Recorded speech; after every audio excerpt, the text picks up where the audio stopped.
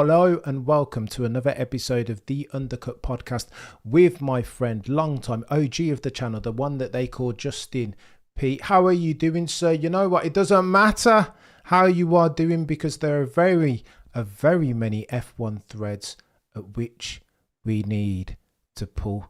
Jay, so we talk about Lewis Hamilton because the community. Go ahead. Because as is customary at this stage.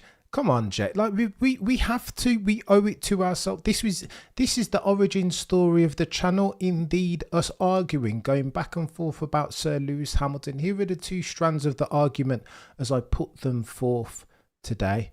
That Lewis Hamilton had an absolutely brilliant drive last race weekend. God tier, put him on the Mount Rushmore of F1, some will say. Akin to what Maximilian Verstappen did in Brazil only a couple weekends previous. On the other side, die-hard, grizzled F1 aficionados say that Lewis Hamilton, but for his poor performance, yet another bloody mistake this season, would have dropped it on anywhere between P3, P2 or P1 and would have won himself a Grand Prix potentially. On what side of that fence, Justin, do you sit, sir? They're both are true. I don't think that's a mutual zero-sum point. I think he messed up in quali, and he honestly messed up. He's had a crap season all around, really. We all agree with that. And by crap, we mean by his standards, obviously. Any of those backmarkers would kill to have a season like him. But right now, he's had a crap season for him, and that was further example of how the season's not going well. And then he, again, showing that greatness that very few possess, he's able to outperform his own performance and still drag it back and end up second on the podium. Sorry. Yeah, second on the podium with a masterful drive. So quite frankly, it's Lewis. I mean, that's him on his worst day. You know what they say, right? You practice, so you don't practice that you're amazing. You practice that even on your bad days, you're still really good. That shows you who he is. He's able to pull that out. So I think they're both true. He's messed up quality. He's been out qualified by George this entire season, right? Well, yeah, as near as makes no difference, Jet. And this is the issue. So this is why so many people are getting frustrated. If indeed, Justin, you drink from the fountain of objectivity, then how can you not get frustrated? Because this dude keeps making mistakes, as brilliant as he is. Go for it, Jay. I said it before, right? These mistakes don't occur in a vacuum. And I really am going to beat this drum. And I'm happy to have the facts. But we've seen it time and time again. A driver announces they're going to leave the team. The car becomes basically borderline undrivable for them because the team starts to build the car around the other driver. So he's struggling with that car. Even George was struggling with that car. He's now clearly got the better of it. But like, I wasn't expecting, the moment he announced he's going to Ferrari, I wasn't expecting him to out-qualify George this season at all. I didn't have that expectation. Hang on. So why do you say that? You didn't expect Lewis to out-qualify? This is where it gets techie for me, Jay. Hold me back. How? Okay, fair. I look, it's my suspicion, it's anecdotal evidence, but over the years, every time you see a driver announce they're leaving to go for another team, that team basically ices them out. In the last 5 races, the car becomes a test dummy, like a crash test mule, basically, where they just put random parts on because they're like, well, you're no longer our number one driver, especially as he was clearly the senior driver in the Mercedes team. So if the senior driver says I'm bouncing, then the other driver by default becomes the number one driver. So they've tailored that car to George. They're obviously going to listen to George's feedback more than they are his. Actually, it makes sense when you think about it from an engineering perspective because they engineer these cars for 2-3 years, right? They go down a path, which is what screwed Mercedes with this new rules regulations anyway, with the what's the called? The on the floor. What are we calling it? Sorry, my vocabulary is gone today. Ground effect era. Yeah. So they've obviously gone down a path and they've screwed it and they've not been able to turn that ship around. Same thing. So they're going to take George's feedback. They're going to implement that in the car. It's not going to be to Lewis's liking. He's just going to have to fight with what he's got left. So I literally expected this season to be a wash for him anyway. And it was, but he still couldn't pull it out. And he did. So it's amazing. So hang on then, Justin. It's you that needs to put some respect on Sir Lewis Hamilton's name because the Sir Lewis Hamilton that I know and love would never, ever in a month of Sundays get out qualified by George Russell to the extent and frequency that he's been out qualified this year. It doesn't make sense, even if they are adjusting for the car. You're going to tell me, Justin, that 2007, 2008 killer Lewis Hamilton gets out qualified this often by George Russell, as brilliant as George Russell is. King of Kings Lynn, first of his name. I mean, he's not that good. Like, behave yourself. So you expected Lewis to get out qualified, but listen, it's not me that needs to put some respect on his name. But hold on. Go on. Help me here. You're the man with the stats. 22-23 season. George was they were going track for track, like it was close, and he just about out qualified him, right? If I remember correctly. So it was always the gap was always narrowing. Kind of like was it not? So then what are you alluding to, sir? What are you I'm alluding saying, to? What's what is it you used to tell me? Trend is your friend.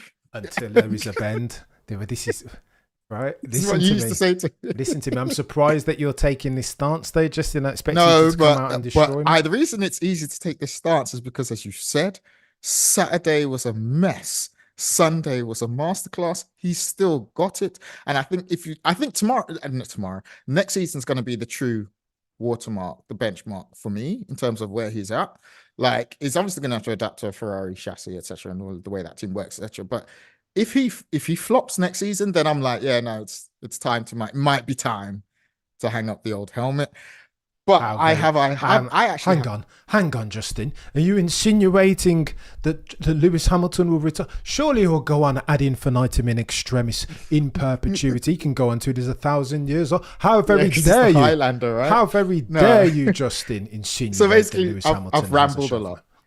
I've rambled a lot, but basically my point is the two things can be true. Next year truly is going to be my test for him. I didn't have much expectations coming into this season, but can you tell me what's going on with the Mercedes team anyway?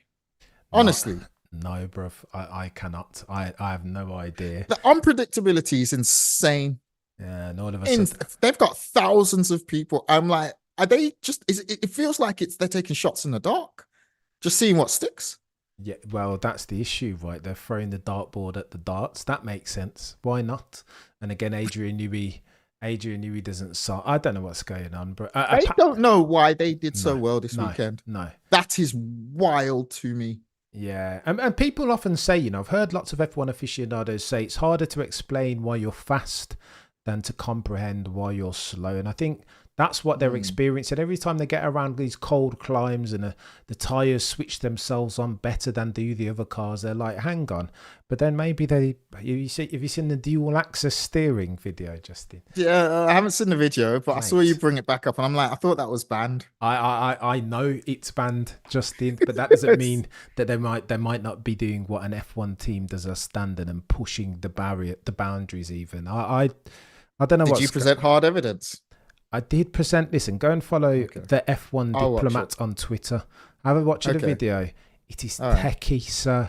It looks like what as was McLaren's mini DRS to DRS is exactly what this Mercedes, this bloody DAS looked like. It looked like a mini DAS. The steering wheel moved, but it wasn't a big move, and the bloody toe of the wheels definitely moved. Listen, it's all speculation and conjecture, is it not, Justin? It is. It always is. But would you put it against? Would you back against Toto Wolff being skullduggerous, bearing in mind the things that Ross Brawn has said about him in his book, that he was two-faced, that again, if he can get a whiff of one Maximilian Verstappen's signature, do not think for a second that Toto, the boy who cried wolf, will not drop kick in the chest George Russell and Antonelli in an instant without even blinking an eye. So he wants to win, right? And I wouldn't put it past him even to leverage a cheeky DAS again. Yeah, no, I wouldn't put it past any F1 team to do that, like, let alone one that was at the top of its game and now is floundering for ideas. So yeah, if it's there, right? I mean, as you said, McLaren had its own thing, Red Bull had its own thing that went dead silent. That one was weird for me because I know you did a video on that with the whole, was it differential braking type thing, and then everything just went silent on it. The old inertia. There we go. Yeah. Well, they didn't. So, it's tricky. These things happen, don't they? Fuel flow gates, Ferrari back in the day. Again, yeah, exactly. Fades to black. The FIA have a habit of doing one of these things, and then all of a sudden, on their settlement line in their P&L, you see a multi-million-pound figure come in, but they don't want to declare anything because they are the FIA. Talk to me, Justin, about George Russell, because I think he's almost playing with his food now. Not even talking about Lewis. He's completed that level. In his head, he's moved on to the next one. And if I try and remember verbatim, he was quoted as saying something to this effect: Max Verstappen is very good, but somebody needs to give that dude a challenge. And I think I am that guy. Next season, watch. Do you think, therefore, Justin, that George Russell has the automotive pugilistic minerals requisite to compete with Maximilian Verstappen over the course of a 24 race season? I don't think he wants that. He doesn't want that smoke. Oh, George doesn't want that smoke. George does not want that smoke. He how doesn't want sway? Max in his wing mirrors, and he doesn't want to be trying to overtake Max on any track. He does not. Oh, George has not shown, because I don't know. Over the years I've watched George, he's not shown the requisite aggression and strategic thinking that I think you need to take on a champion like Max. oh, I don't think he has. And he's shown pace. His decision making has been questionable. And we've seen examples of that. Okay, let's not get this twisted. He's give him his flowers for Las Vegas. Lights the flag finish. He needs to text Lando, his stablemate. They were generation. They came in at the same time and be like, "This is how it works. You put your foot down at green and you don't let go until the red." So until black and white flag. So I don't think. I haven't seen. Maybe he's going to be more mature in the next couple of years. But this season's been good for him. But that's because Lewis has been so poor and Mercedes has been so poor. People have had so little expectation that when they do well, they're like, "Oh my god, okay, these guys actually have some talent." But I think if there was a consistent putting a whole season together to win a world championship, I mean, I said it last time. I think I out of the two of them, Lando and George, and I always compare the both of them because they started around the same time and they were introduced to the world around the same time. I still put my money on Lando Norris in a fast car over George. Yeah, how very. I still think I mean, Lando can lose pole, but I think he would catch George if George was in for pole and he was in second. I think he would. I think Lando's quicker than George.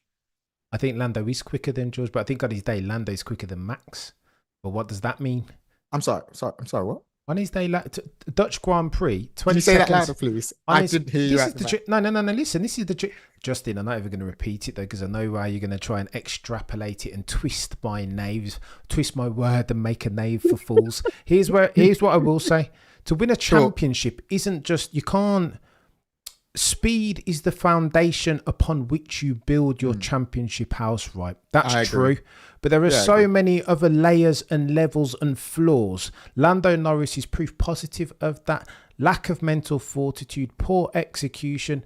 He can't even get the starts right each and every single time.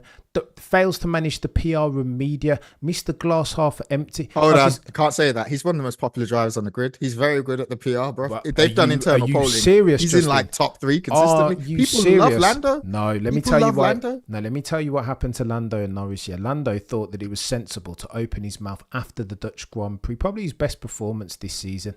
Almost faultless. 20 to 30 seconds is how much time delta he put on Max Verstappen. Okay, so he had the quickest car, of course, and that has to play into the story up. But the whip was on rails. Still a brilliant performance. And after that performance, Justin, what did Lando say? Simply lovely. Those aren't your words, Lando. Those belong to Mac, patented, copywritten. Those are Max Verstappen's words. So clearly you're bantering with your friend before it's time. And as soon as you started to talk in that way, the F1 community turned its back on Lando Norris. Again, he's a lovable guy, really, really nice. He's got the look, looks like bloody Prince Charming, etc., etc. But the second that he started to talk like a champion without being able to walk like a champion, the community, Justin, did one of these, averted its gaze away from Lando Norris, and he was on his own. Really? So some would argue that the racing god, this is just karmic justice now. The racing gods were waiting for that.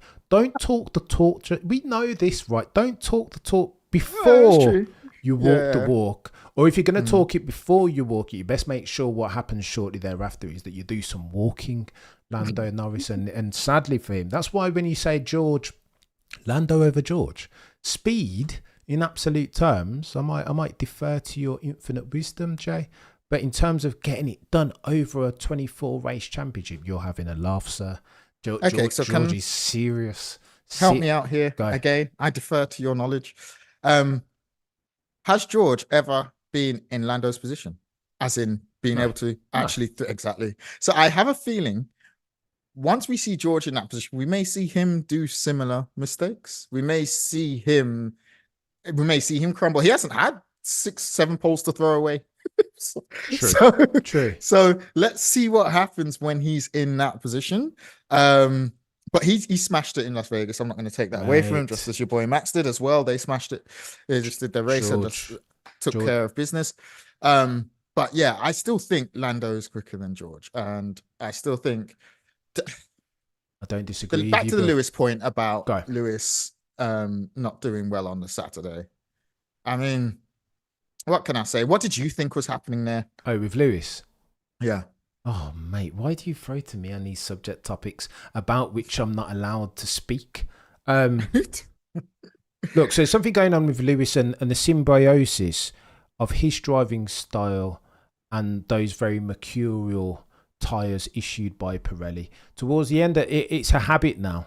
And again, I don't like to make judgments in isolation, right? In long form is how we do things on this channel these days, Joe. So like, if you look at his form and where he's making the mistakes in qualifying, like over the course of this season, I never forget Canada, because again, I made a bet with myself. There's no way that George can out qualify Lewis Hamilton at Canada, because like we talked about so many cycles ago, that's a Lewis Hamilton track.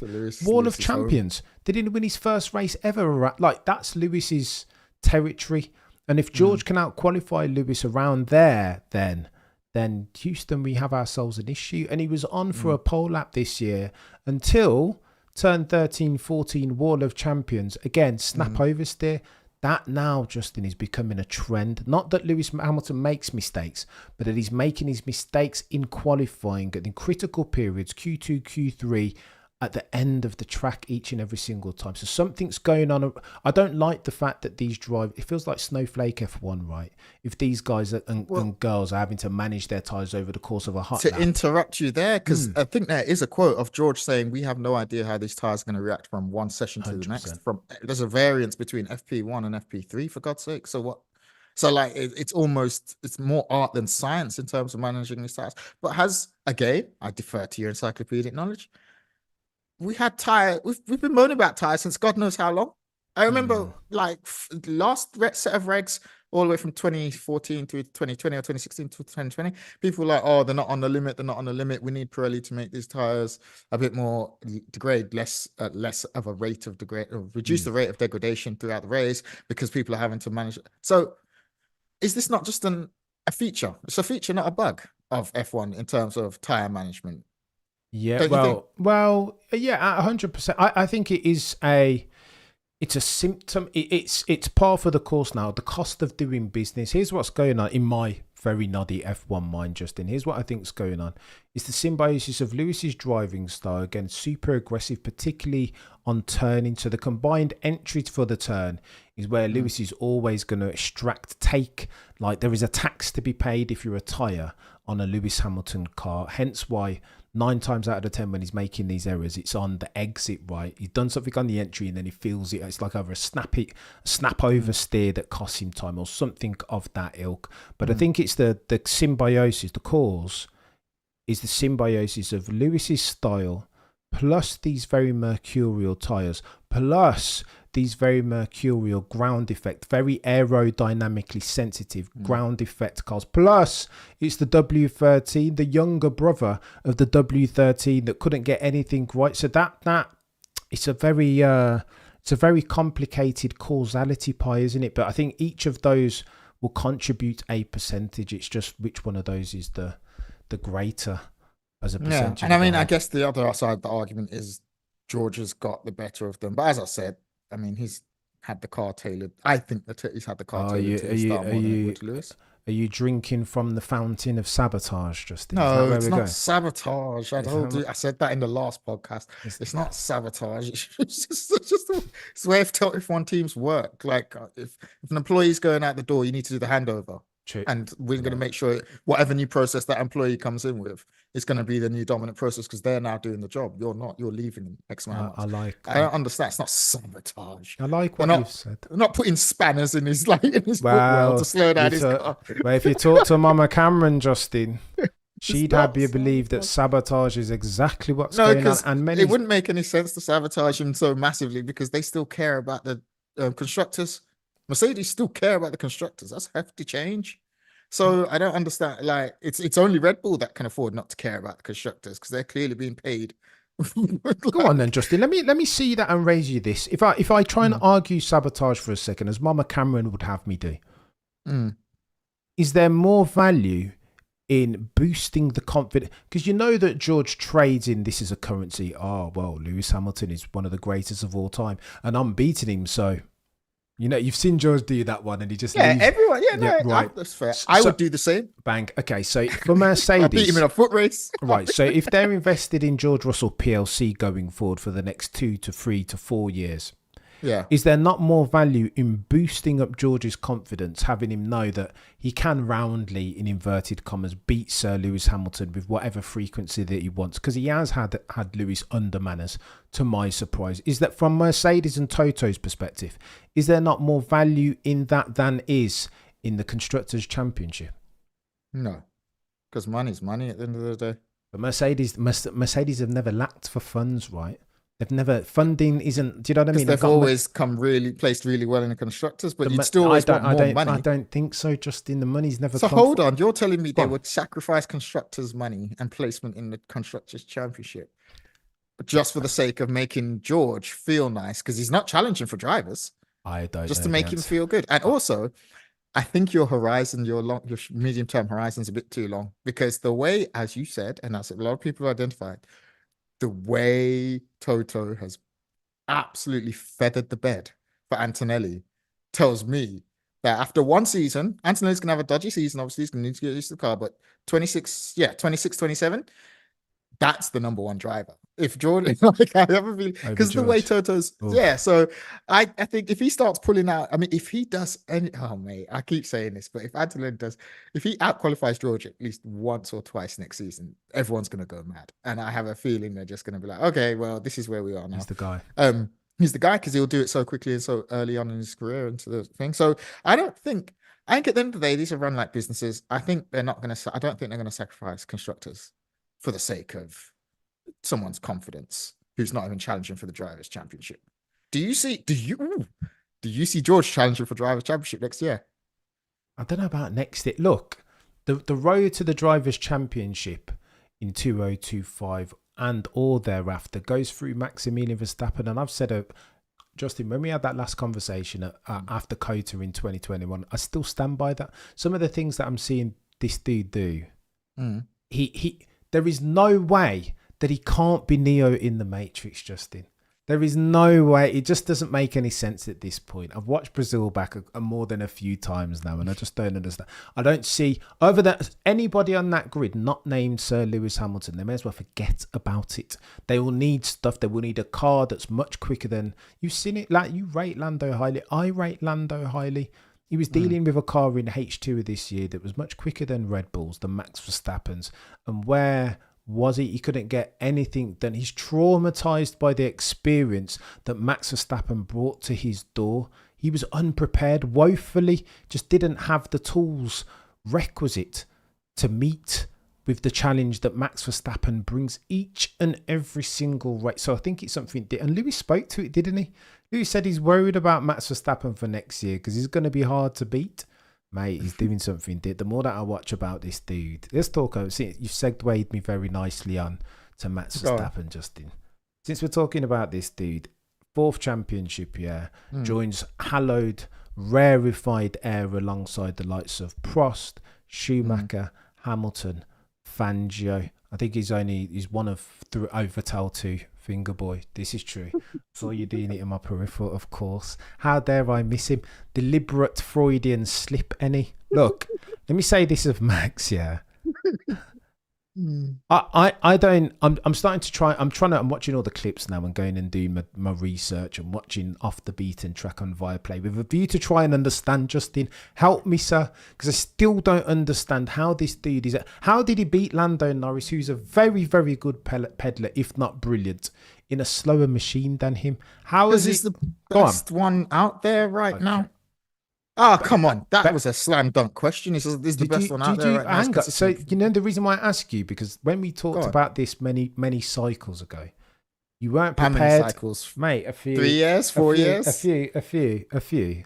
No, I wasn't prepared to extrapolate out from that one performance. No, when you say you're going to hold me over the cost. Let me clarify, Justin. When you say best, you're saying better than Lewis. Is that what you're saying? At the moment, yeah, of course he's driving better than Lewis right now. Oh, the humanity. Houston, we have a problem. Wait, hold on. You don't think Max is driving better than Lewis? But that you say it so flippantly, Justin, is testament to Max Verstappen's peaks.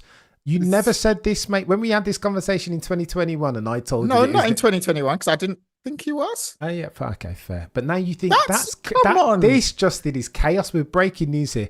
You're telling me as a Lewis Hamilton diehard that you think Max Verstappen is driving better than Lewis Hamilton as at the time of writing. I just want to clarify this, Justin P. Look how many times he's out-qualified Perez. Look how many times George has out-qualified Lewis. I think the facts speak for itself, right? I mean, what we're talking about. I told you Lewis had a crap season. He's allowed to have a crap season. What are you going to do when Max has a crap season? Or do you not think it's possible? Is that where you've gone to? Because then I would say you're just as extreme as your vaunted Team LH nemesis. It doesn't make mistakes. Listen to Cameron. me, Justin. Let's talk now because we're talking. If past this prologue, Justin, Maximilian Verstappen doesn't make too many mistakes. I'm a but I could have said that for the whole. I could have said that for the whole 2020 with Lewis. It was like 6 world champions. Obviously, wow. Could you know, really, Justin? Because Lewis Hamilton has always had a cheeky mistake of consequence in his locker. Not many, not often, but please see Baku 2021 as your exhibit. Yeah, but that's 2021. What I'm saying is, if you're going as past this prologue, it depends on when you plant your flag in the sand and look back and then extrapolate forward.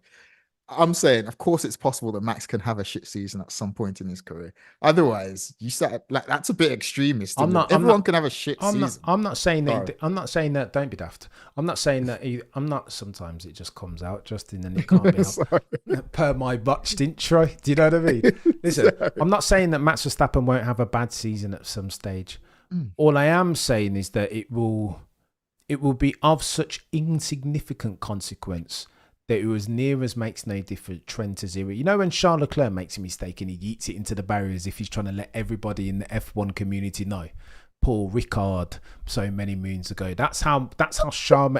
And to be fair, put some respect on Charles' name because he's been really good. He's been really good thus far this season. No, it's true. But he has been. That was harsh, Cameron. No, I've got to bookend that statement before the Charles Fossey come for me. I mean, in the post summer break championship, Charles Leclerc would be winning. Like he's been that good, right? And again, his mistakes. But back like 2-3 years ago, Charles yeeting it into the back. Max doesn't do that, chap. Or at least he hasn't done that. Like 2016 he used to, 2017 he used to, but since then he's evolved and he's driving. He did evolve because I remember 2016 and 17 him winding me up with some of the silly mistakes he used to make. But you're right. He has evolved. But so that's 18, 19. Yeah, okay. So he's been And then he's had a really good season. Lewis has had a crap season. Good season. It's not it's not inconceivable. Go on. Nah, I think this is in his best championship. 100%. 100%. Although 21. Put some respect on 2021. He fought well in that one as well. But you know what's interesting? That's what I wanted to talk to you, diehard old F1 fans. Go on. Apparently, if you look at the stats, we've had more different race winners than in the season than at any point during F1's history. I hate when they talk this rubbish, you know. Like, but I need to talk to you because you guys like to get out your rocking chair and you were those originals. I start talking about the good old days and I'm like, don't let them sell you a dream. That 2012, all right, how many races? Listen, I don't know how many races there were in 2012 yet, but I know it was less than 24. So let's compare like for like here and start to proportion out these things. Don't let them sell you a dream, Justin. Like, this is not that. Yeah, oh, this season's been so. It has been an exciting season, but don't try and convince me that it has more than necessary. Like we can see. Are you talking about F1 and FOM trying to sell me these nonsense narratives, Justin? I can't have it. Go on then. Talk to me finally. Talk to me finally about. I wanted to do Qatar, but I'll get your predictions for Qatar at the end. I feel like Okay, go on. so it's exercise in futility these days, though, these predictions. Talk to me Yeah. very quickly. I want to talk to you about Ferrari, and then I'll talk to you about Checo. Talk to me about Sainz and Leclerc. Leclerc came over the radio, effing and blinding the fact that he was told that Carlos Sainz had been ordered not to pressurize him. And then the next thing he knows, Carlos Sainz, the legend that he is, comes sailing past him. Let's go, Carlos, man from Madrid. What do you make of that from Charles? And do you think that's a foreshadowing of what's going to go on between Lewis and Charles in 2025 in the red team? Yes, but let me give you some nuance. Oh. From what I've seen about that, it was Ferrari, and I don't want the Tifosi to come after you on your channel. So I'm going to be as polite as I can about this. So I wind up any of your many Ferrari fans. But we've all kind of seen how Ferrari like to do strategy and how their comms work on the pit wall. Now, so what I've heard, one message was given to Charles and another message was given to Sainz, and the two don't reconcile, shall we say. Yeah. So they had very different understandings of what was going to happen. And the principal at fault for this misunderstanding was actually the pit wall, not the drivers. So that, to answer the question, do I think that's foreshadowing? No, it's not foreshadowing. It's par for the course. Yeah. That is Ferrari on the pit wall. We're going with plan D. Do you want to come in? I don't know. Do you not want to come in? I think, yes, Lewis needs to get used to that next year. I was very, very surprised that Bono's not going with him to Ferrari. But Bono got a promotion at Mercedes, so I understand why he didn't want to move to Italy. Well, but I'm like, who are they going to give him as his race engineer? And how is this going to go? Well, that's going to be the popcorn moment for me, is Ferrari strategying with Lewis and Charles. Now, I think what you're angling for is who's going to be the number one driver in that team. I don't know. Ferrari tend to be mercenaries. They don't care who's got the most points, right? Because Ferrari, obviously, because the Concord agreement, aren't so fussed that much about constructors because they get paid either way. But they do care about drivers a lot, the driver championship. So I think whoever gets the most points out the gate and then starts to build up a gap then becomes their number one driver. So I don't think it's going to be very controversial what they do next year, unless one of the drivers decides to just ditch team orders.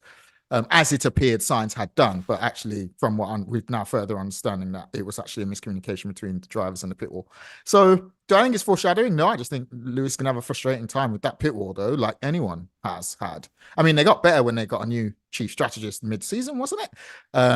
But still, every now and then we're getting what do you want for dinner? Do you feel like chicken and chips today, or what? I'm driving, mate.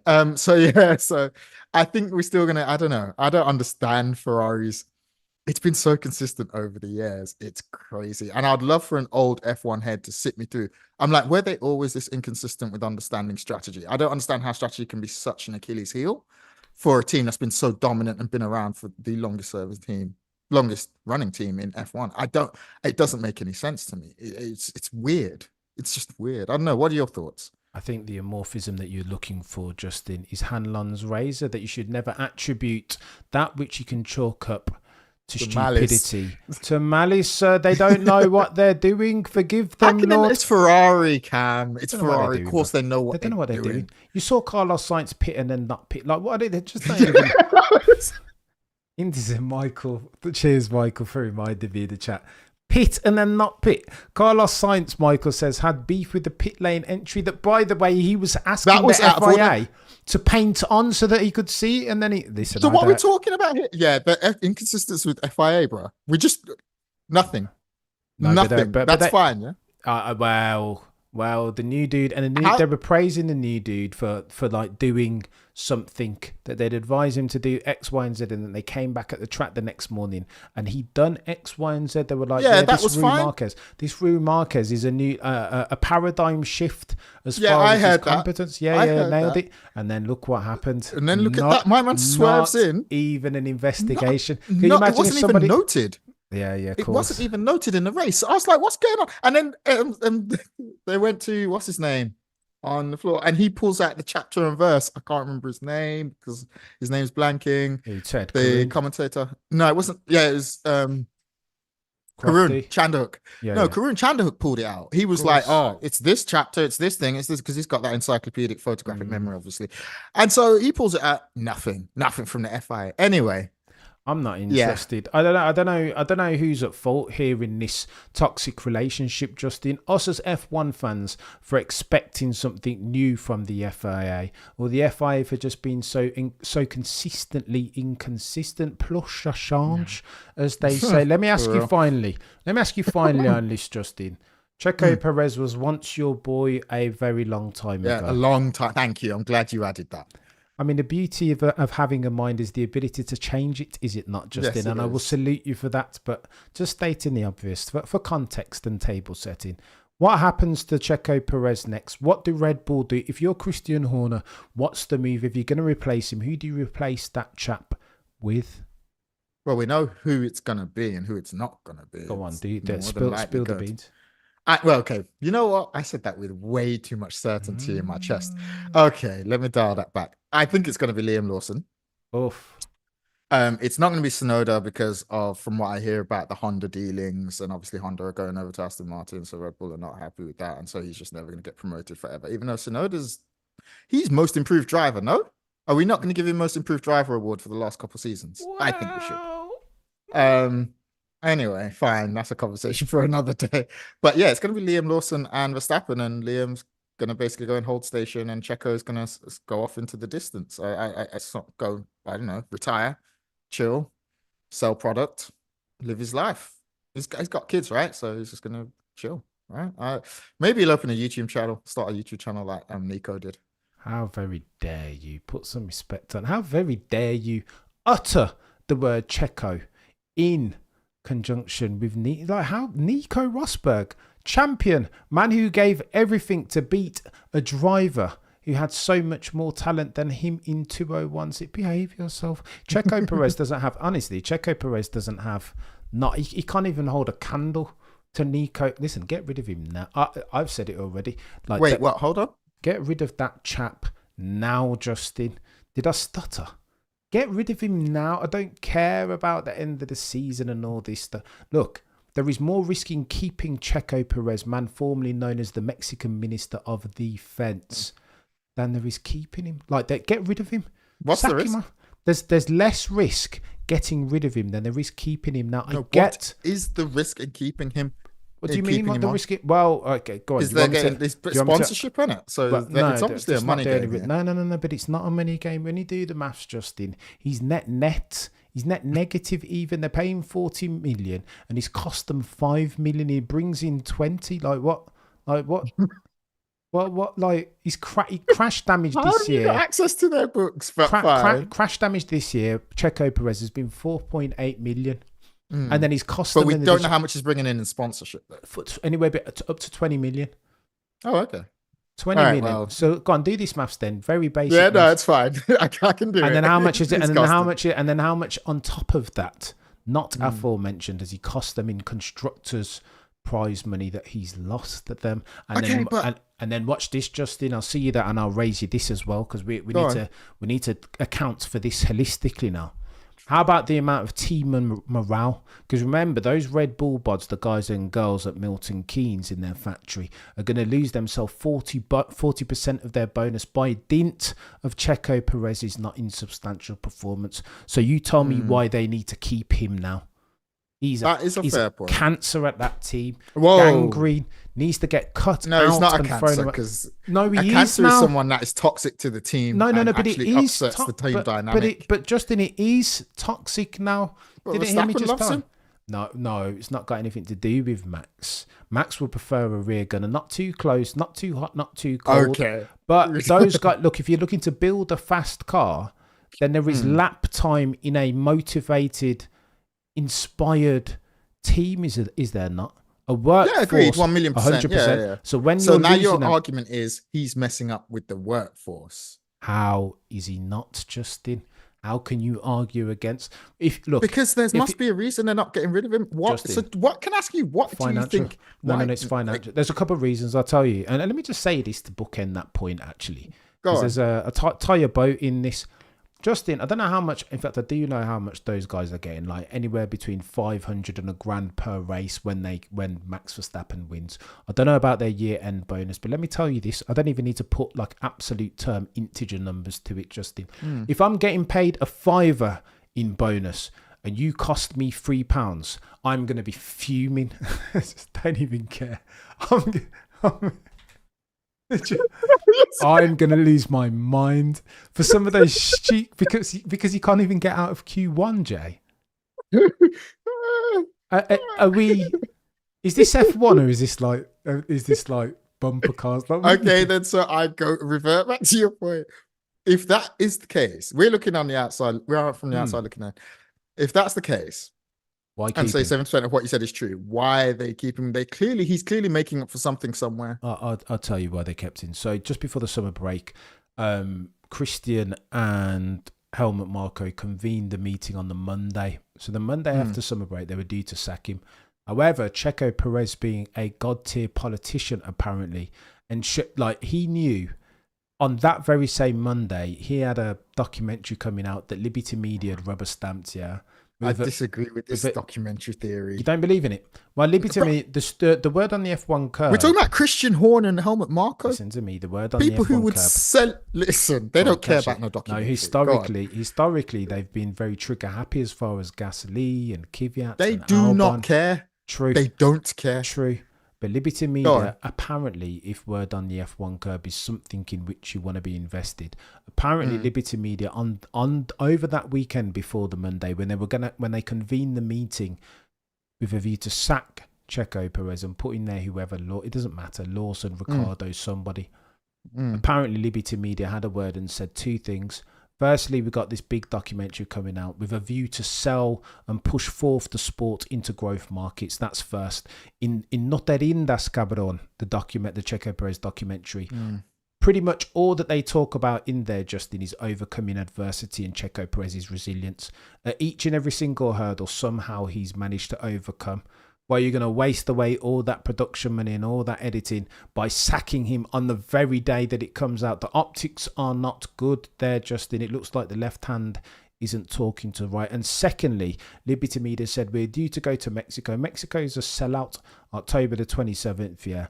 Do you really want to go there without a Mexican driver? Do you really, really want that smoke? Bearing in mind, Max Verstappen has already received death threats at the equivalent fixture on the calendar the year preceding. You're telling me that we sold all those tickets on the promise that they're going to see their hero, Checo Perez, and you're going to turn up to Mexico City, really, without one Checo Perez? Behave yourself. It makes sense, does it not, Justin? Chill out, mate. Sack him at the end of the year. Why don't you? Not before October the 27th, surely. Okay, so we're arguing a delay versus a stay of execution. A stay is literally a stay of execution. Timing difference. Yeah, maybe. It's surprising. So basically, you're saying Liberty leaned on Red Bull and forced Red Bull into a position they didn't want to be in. Somebody had a word. My experience of that Red Bull team is nobody leans on them. They lean on everyone else. So that's why I struggle. They are the bullies of the paddock. Like everyone knows, they're the Broad Street bullies. They're the one playing the dance music super loud. You can hear their music. They don't want to hear yours. Like, I'm just saying, you may be right, because obviously you got more facts on this, more details on this. But when I did initially hear that documentary theory, I was like, Red Bull aren't in the content media game. They don't care about that documentary. Red Bull will happily turn up to Mexico with a smile on their face with Lawson in that car. I don't think so. They would not care. I don't believe in that, Justin. Everybody wants to live. Do you know what I mean? Why would you go to Mexico? No, come on, how many stories have we heard about Brazil people getting death threats? Do you know how many stories we've read about people getting robbed in Brazil at gunpoint? We still turn up. Someone got robbed this year. Correct. Like, that's been happening for decades in Brazil. We still turn up. No, but you need to move accordingly, Justin, is the point. Don't turn up to Mexico. If you can help it, if there's no net downside, why would you not turn up to Mexico with Checo Perez? Just delay it a couple of races, eh? Delay it. So now you're saying, fine. Let's go with this then. So you're now saying they should just get rid of him at Qatar. You're like, get rid of him at Qatar. It's done now. It's done now. Because the biggest cost, Justin, is that you're now looking at the next generation. Don't do as Toto Wolff did in 2016 and hold on to Nico and Lewis thinking that there wasn't life after that partnership. Meanwhile, whilst you're doing that, the opportunity cost even of losing yourself the next generational driver in one four-time champion now, Max Verstappen. That's the opportunity cost, right? That's what do you mean? How would they lose Max? No, I'm not saying losing Max. Now is potentially losing a Franco Colapinto, or Liam Lawson will stay within the team, or a Yuki Tsunoda or a Barta. Do you know what I mean? You've got these F2 bods have got 10,000 hours worth of sim racing already, so they just jump from the F2 cars into the F1 cars, and it's easier for them to drive. Just in the hang on, that's mad. Hang on, what's going on here? So, bruv, I think it will be Colapinto. I like Liam Lawson a lot. You think it will be Colapinto? Yeah, I was going to ask you. You think it will be Colapinto? 100%, bro. 100%. That's wild if they overlook Lawson. That is wild. That would be wild to me. Is it though? Does Liam Lawson come in as Carlos? Colapinto's green. I agree, and he green eating it into the barriers. Our man Charles Leclerc. Let's not even talk about Williams and them mechanics got PTSD right now. Go on then. So all I will tell you is this. A couple of people have been seen coming out from the Williams motorhome. It was Christian Horner a couple of races back, and most recently at the Brazilian Grand Prix. And it was Toto Wolff. At Las Vegas even. No, yeah, may as well. I mean, probably too, although they didn't catch him on film. No, it was Oliver Mintzlaff, CEO of Red Bull. So they're interested in Franco Colapinto for a couple of reasons. He has a country behind him in Argentina. If you want to continue, Checo, for whatever you want to say about him, sells a lot of energy drinks in North America, Mexico too, and South America. His name has that cachet.